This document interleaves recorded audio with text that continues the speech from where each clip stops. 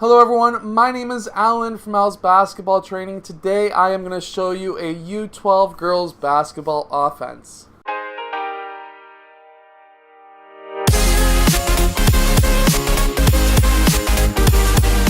So hello everyone, my name is Alan from Al's Basketball Training, and on this channel I show you basketball plays, drills, and skills. So if you like that stuff, hit the like button and subscribe because I post new videos every single day.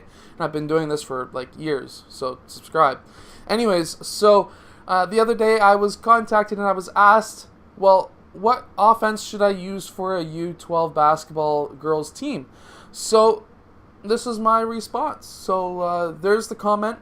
Thank you for the question, and let's get down to it. So basically, I am going to give you 5 plays for a tall team, and I'm going to give you 5 plays for a short team. That way, you can choose between the two, or if you would like, you can go with just all tall team plays and just all short team plays, or both together. It's up to you. Anyways, let's get down to the clipboard. At first, I will show you the tall team plays, and then I will show you after that the 5 short team plays. In our first play, we're going to try and keep this simple because it's under 12 girls. Well, it doesn't matter if it's girls, but just a U12 team in general, you're looking at like grade 7. So you don't want to get this too complicated. From there, we are going to have player 4 and 5 screening down for 2 and 3. This is my favorite youth basketball play of all time. And because we scored probably 40, 50 points a game off this when I was in grade 7 and 8. But from there, basically, we had a really tall team. We were our starting lineup was, our shortest player was Mickey, who was about 5'7"-ish, 5'6". And then I was with the guy called Tim Knight, and he was our second shortest. I was our second shortest on our lineup. We were 6'1" together. And everyone else was we had another guy who was 6'3", another guy who was 6'6". We were huge. Our first guy coming off the bench in grade 8, I can't remember his name, but he was 6'2". We were a gigantic team. And our starting line when I was in grade 7, I wasn't starting in grade 7. I was starting in grade 8, but grade 7 we were all 6-footers again, and then we had 4 6-footers coming off the bench. We were gigantic. That's probably why we won championships every single year. But from there, what we were hoping for in this offense is the defense to switch. We want these 2 big players to get switched off with shorter players. That way, whichever side gets switched off, if it's just one or the other or both, we're going to have player 1 pass to that side and then down to that post, and it's going to be a one-on-one move to the basket so that you can have a nice, easy basket, because those are nice. Now, in our second box offense, what we are going to have is what we used to call this Go Green. So, I don't know why we called it Go Green. We were not a green team. We were a blue team. I have no clue. But anyways, we used this play as well. We had player 4 and 5 screen for the point guard. These guys popped out. And now we're going to have a screen and roll with one of these 2 players. Now, this could, if you're an older age group, could lead to a triangle offense as well. This guy could pop up, dribble handoff, or pass. But anyways, getting away from the actual play itself, what you want to do is have player 1 pass to player 5, because usually at the younger age groups, they're not really playing a zone defense. So by having a screen and roll up top, this is clearing out that whole middle of the key, in which case that's going to be a quick, easy layup, especially if you have a gigantic center or power forward. Now, in our third play, basically, what we want here, instead of having the tall players up top, they're going to be in the bottom. And what we're going to have is the small, short guys. They're going to be screening down to the post. And we are going to have the center and the power forward curl in. Now, whichever one of these 2 guys is open, this is going to be a quick pass and a quick shot, or a quick hook, maybe a hook shot, or something very quick, because there's not going to be anybody in there. Now, if you are a team that is running the triangle, or you want to run a triangle offense either right now or in the future, but let's say your high school coach is running a triangle offense and you are the feeder coach, this could be a play for you. Or what you could also have, this is just to explain to your players, hey, this is the beginnings of the triangle offense. Then show them a whole bunch of Kobe Bryant and Michael Jordan plays, and they will absolutely love you. From there, you're going to have player 1. He is going to go and pass over to player 3 or to the post with player 5. At this time, player 1 is going to cut down to that low block, or not low block, the low corner area. And from there, what we are going to have is player 5 pop up, and this is going to be a screen and roll. Now, with this being a screen and roll, player 2 could also screen for player 4. He may be open, but what we are looking for is the post player down, cutting down towards the post. Again, we are usually playing against man-to-man coverage. So by spreading the defense out, you're not really going to have any defenders in the key. Even if they're playing help defense here, nothing is really going to happen because this guy is big, and this is going to be a nice quick play. And now continuing on our 5th play for the tall team, basically continuing with the triangle offense, what we are going to have is player 1 passing to player 3. Again, you don't have to have the triangle offense being super hard.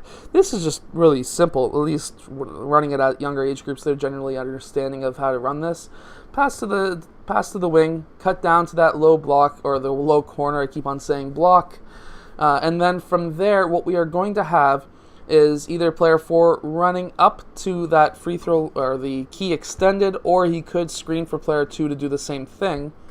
At this time, this will be a swing. You're swinging the ball around, and player 3 is going to use player 5 as a screen. Now, player 3 can go down to that low block.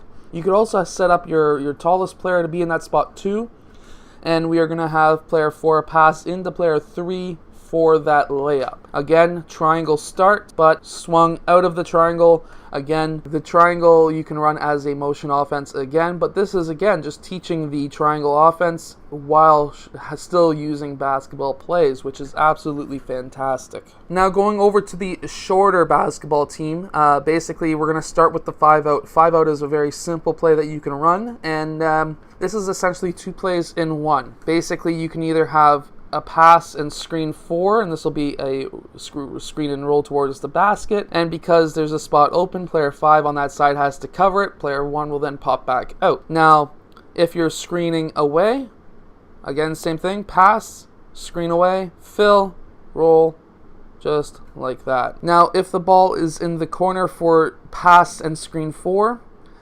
player 4 will pass out. This will be a screen and roll, and everyone is going to be filling everyone's spot and popping back out. Now, how you can get out of this corner is by swinging it out, cutting towards the rim, and then popping back out. And now this player has the ball, and you're no longer stuck in the corner. Now going over to the second play that I'm going to show you, technically the third. From here, this is a horns offense, and this is going to be very simple.